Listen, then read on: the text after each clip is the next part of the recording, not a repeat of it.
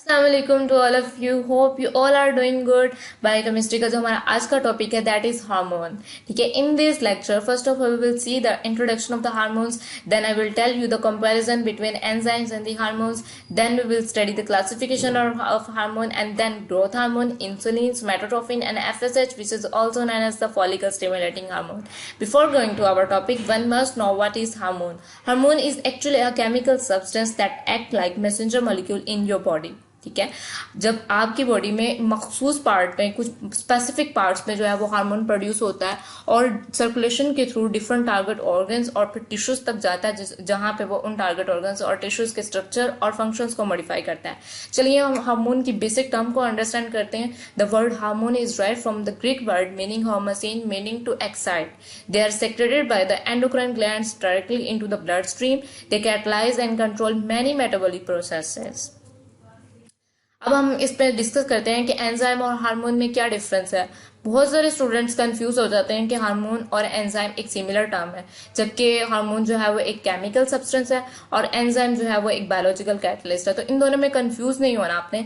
मैं इनके बारे में आपको कुछ सिमिलरिटीज बताऊंगी, then we will discuss the similarities को देखते हैं। Both act as body catalyst, both are required in small quantities, both are not used up during the reaction। ठीक है, अब जब आपकी बॉडी में रिएक्शन हो रहा होता है तो एंजाइम और हार्मोन दोनों ही यूज नहीं हो रहे होते, बल्कि ये आपके वो जो रिएक्शन को स्पीड अप कर रहे होते हैं। डिसिमिलरिटीज देखते हैं। All enzymes are protein in nature while hormones are not always proteins, they may be protein, amines and steroid। ठीक है, कई बार ये प्रोटीन से मिलकर बने होते हैं, कुछ हमारे हार्मोन्स जो हैं वो अमाइन से मिलकर बने होते हैं और कुछ हार्मोन्स जो हैं वो स्टेरॉयडल इन नेचर होते हैं। Hormones are not produced in target organs while enzymes act intracellularly।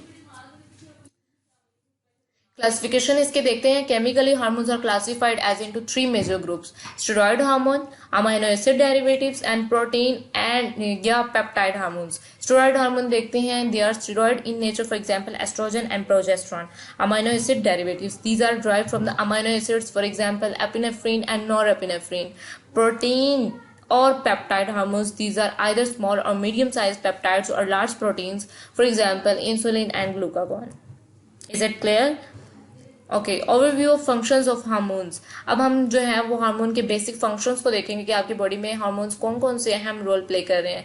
तो they play role in homeostasis, आपकी बॉडी के होम्योस्टेसिस को मेंटेन करना। मतलब होम्योस्टेसिस का मतलब क्या होता है? आपकी बॉडी के टेम्परेचर को मेंटेन करना, आपकी बॉडी के अंदर सॉल्ट्स और जो वाटर की कंसंट्रेशन है इसको मेंटेन करना। यानी आपकी बॉडी में हार्मोन जो है वो एक होम्योस्टेटिक रोल प्ले कर रहे हैं। ठीक है, आपकी बॉडी के मेटाबॉलिक फंक्शंस को रेगुलेट करते हैं। इसके अलावा आपकी बॉडी के डिफरेंट ऑर्गन्स, टिश्यूज और सेल्स की डिफरेंशिएशन में जो है वो रोल प्ले करते हैं।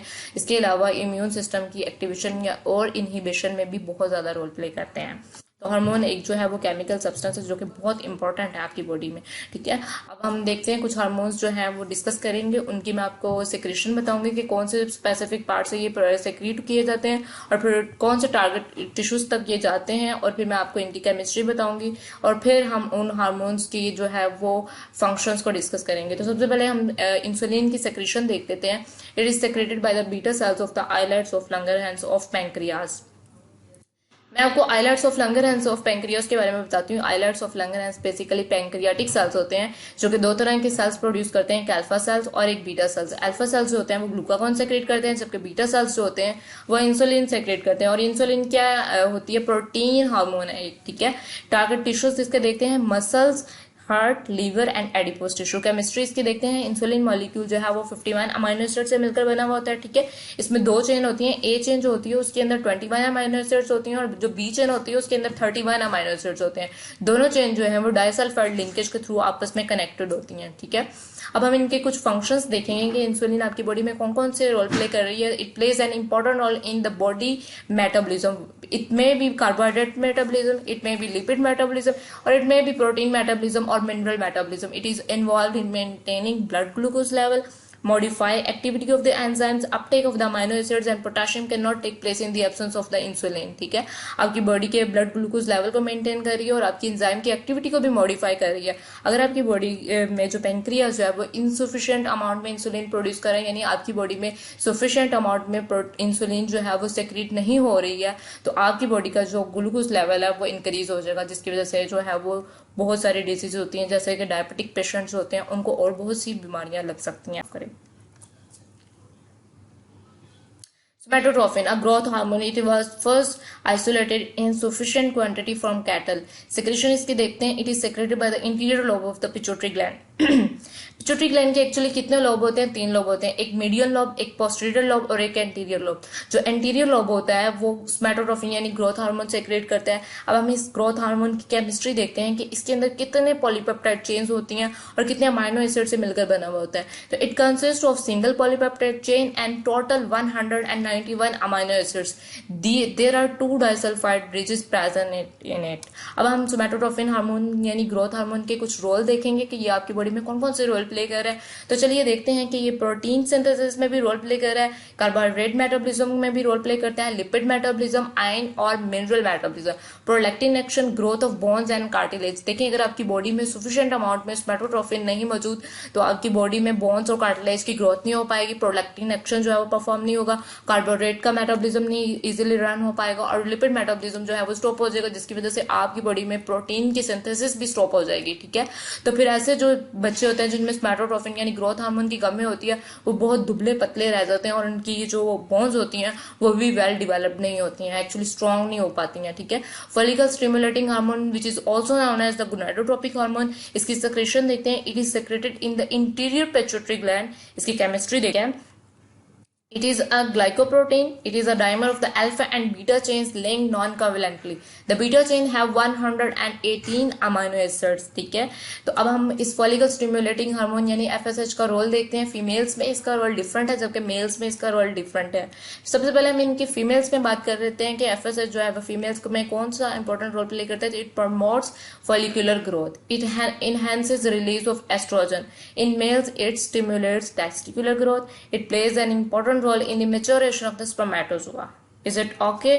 ओके, अब हम देखेंगे कि एस्ट्रोजन जो है वो क्या होता है कि और ये हार्मोन किस प्रोटीन या किस अमाइन से बनकर बना होता है। ये स्टेरॉयडल इन नेचर होता है। ठीक है, सेक्रेशन इसकी देखते हैं। It is secreted by the corpus luteum. Chemistry इसकी देखते हैं। The naturally occurring oestrogen in the humans are beta oestradiol the most active form, oestrone in equilibrium with the beta oestradiol and oestriol which is found in the placenta.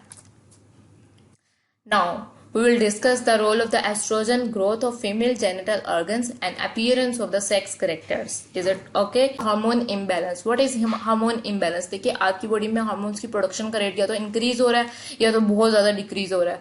अगर इस तरह का phenomena हो रहा है कि आपकी प्रोडक्शन रेट जो है इंक्रीज डिक्रीज हो रहा है तो फिर it will lead to the hormone imbalance. ठीक है, for example disturbance in the production of the insulin can cause diabetes and the deficiency of the gonadotropic hormone results in short length. Thank you so much for watching my video.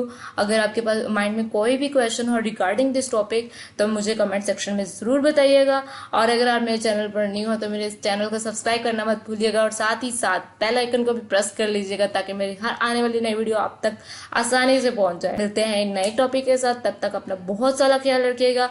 अल्लाह हाफ़िज़।